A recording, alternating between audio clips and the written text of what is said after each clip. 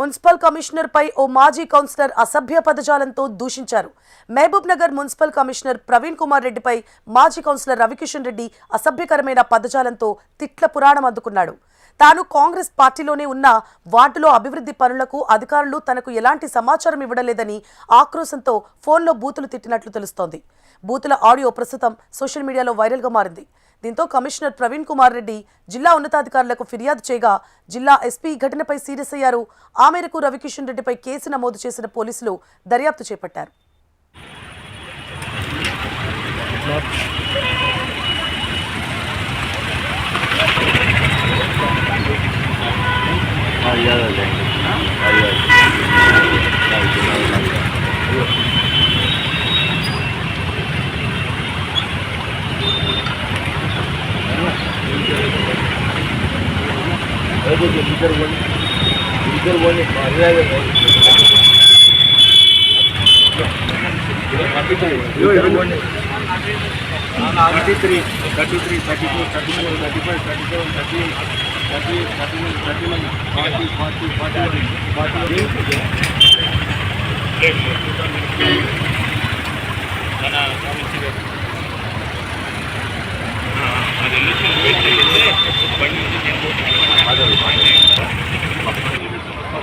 కూడనికి పోతా